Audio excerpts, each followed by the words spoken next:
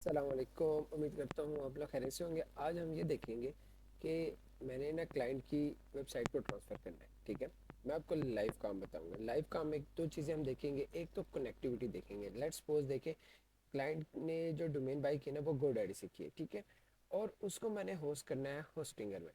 तो इसके लिए आपको पता है कि सबसे पहले आपके अकाउंट दोनों पे होने चाहिए। आप जब अकाउंट को लॉगिन करेंगे तभी आप इसमें प्रोसेस कर सकते हैं। जैसे डोमेन जिनके साथ मैं काम कर रहा हूँ उनका प्लेटफॉर्म है, उनके लॉगिन डिटेल्स हैं। ठीक है, तो उन्होंने क्या किया, डोमेन यहाँ से बाई की है। ठीक है, होस्टिंग यहाँ से नहीं भी की बाई की, क्योंकि गोडैडी की होस्टिंग बहुत महंगी है, इनकी सपोर्ट भी अच्छी नहीं है। ठीक है, और होस्टिंगर की सपोर्ट भी बहुत अच्छी है, बहुत सारी चीज़ें इसकी अच्छी है, लेकिन डिपेंड करता है, हर कंट्री का अपना हिसाब है।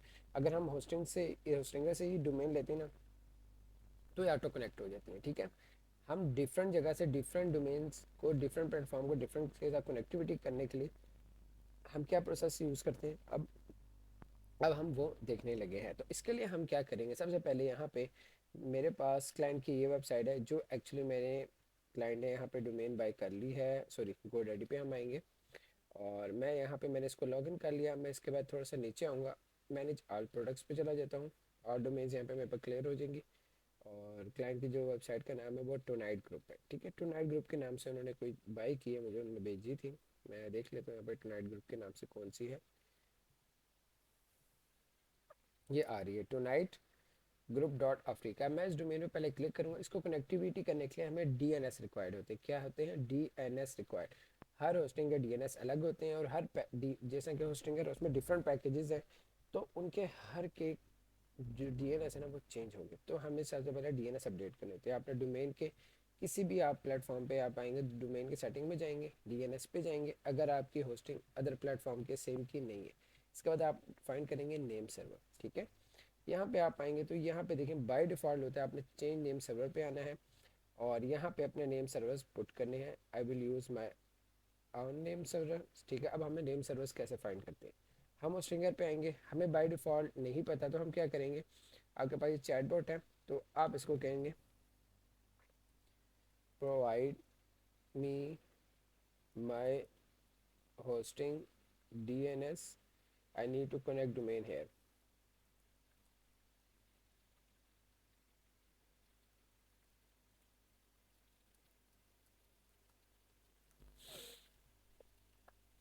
ये चैटबॉट है, अब देखते हैं ये हमें क्या रिस्पॉन्स करता है।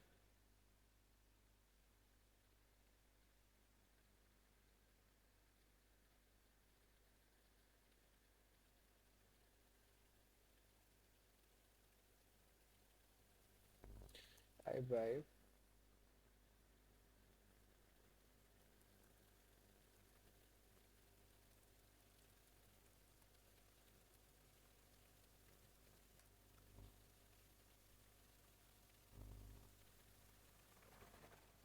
अब ये देखिए उससे हमें अब ये देखिएगा उससे हमें यहाँ पे डीएनएस प्रोवाइड कर दे। मैंने इस तरह अपनी कॉन्फ़िगरेशन जो है चीज़ों से बात करनी है। इन केस आपको यहाँ पे नहीं मिलती, फॉर एग्जांपल आप चाहते हैं आपको नहीं समझ आ रही किसी और प्लेटफॉर्म है, तो आप नेम चैट जीपीटी से भी कनेक्टिविटी ले सकते हैं। ठीक है, वरना जब आप बाय करते हैं ना तो आपको ये डीएनएस प्रोवाइड किए जाते हैं, आपकी मेल पे आ जाते हैं। मैं ये होता है NS1।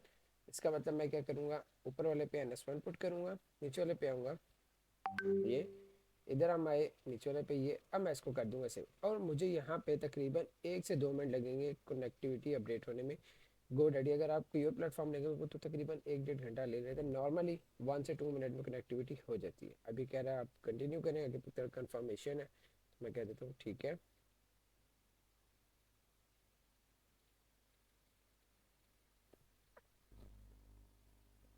अभी देखिए name service DNS is hosted where do you want to edit, we are updating your name server, refresh. Okay, हम रिफ्रेश करते हैं, ये आगे अपडेट हो चुके हैं। अब मैं क्या करूँगा, जब अपडेट हो जाएंगे तो आपने इस डोमेन को कॉपी करना है, एग्जैक्ट अपने यहाँ पे आना है और मैं इसको कर देता हूँ हाइट। ठीक है, मैं यहाँ पे आता हूँ। अब मैं आऊँगा, देखिए होस्टिंगर का प्लेटफॉर्म सबसे अलग है। ठीक है, अगर अदर होस्टिंग होती तो उनके सी पैनल्स होते हैं, उनका अलग होता है। मैं उनका सी पैनल्स किसी और वीडियो में लाजमी शेयर करूँगा। जो नॉर्मली यूज़ होता है होस्टिंगर का सबसे चेंज होता है, तो इनके कुछ तरीके भी चेंज है। तो उसके लिए आपने क्या करना है, अपने यहाँ पे होम से नीचे वेबसाइट लिस्ट पे आना है। यहाँ पे आप आएंगे ऐड वेबसाइट पर, इधर से आप नीचे आएंगे तो आप यूज़ करेंगे custom PHP HTML website. Okay, आपने डायरेक्ट वर्डप्रेस नहीं यूज़ करना, आपने इस पे आना है। इसके बाद देखिए सबसे पहले हमने अपनी डोमेन इधर कनेक्ट करनी होती है जिसे कहते हैं होस्ट। लेकिन तब आप करेंगे जब आप यहाँ से डोमेन जो है वो चेंज कर लें। अगर इन केस वहाँ से आपको नहीं भी करते, आप डायरेक्टली यहाँ पे आ जाते हैं, तो तब भी आप कनेक्टिविटी कर सकते हैं। देखिएगा मैंने ये डायरेक्ट लिखा, अब ये सर्च करेगा कि ये डोमेन वाकई अवेलेबल है भी या नहीं। अगर है, अब ये देखिएगा ये आ गई जी। उसने मैंने कहा ठीक है। देखिए note register eight other provide you will use verified domain और व्हेन कनेक्ट द साइट। ठीक है, ये वही कनेक्टिविटी कह रहा है जो डीएनएस की हमने की है। ठीक है, मैं इसको कंटिन्यू करता हूँ।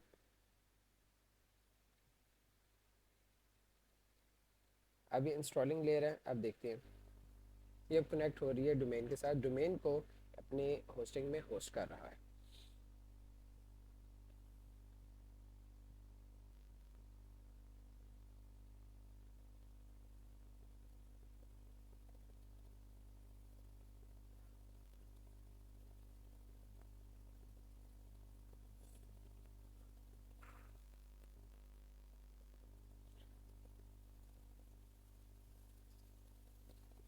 अब देखिए कह रहे domain is not connected to your website. ठीक है, एक्सेसिबल। ठीक है, कोई चेक गाइड हम लिख लेते हैं। अब देखिएगा यहाँ से भी हमें वही देगा डीएनएस। ये हमने ऑलरेडी वहाँ पे पुट किया, ये नहीं किए, यहाँ पे हमने कर दिए। ठीक है, मैं इसका वैसे जो रिक्वायरमेंट टाइम होता है वो 24 आवर्स होता था। अगर इन केस आपको वहाँ से होस्टिंगर से कि चैट से आपको नहीं मिलते, तो नो वरी, जब आप ऐसे कनेक्टिविटी करेंगे डायरेक्ट डाल के तभी आपको मिल जाएंगे। आपने जस्ट कॉपी पेस्ट करना है, तो उसके बाद आपने करना है आई हैव चेंज, तो फिनिश्ड।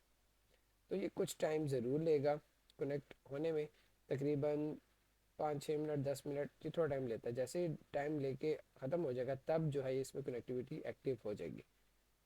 होपफुली ये वो सब आपको क्लियर हो गया होगा कि डिफरेंट होस्टिंग प्रोवाइडर को डिफरेंट होस्टिंग के साथ कैसे कनेक्ट करते हैं। Thank you so much, take care and अल्लाह हाफिज़।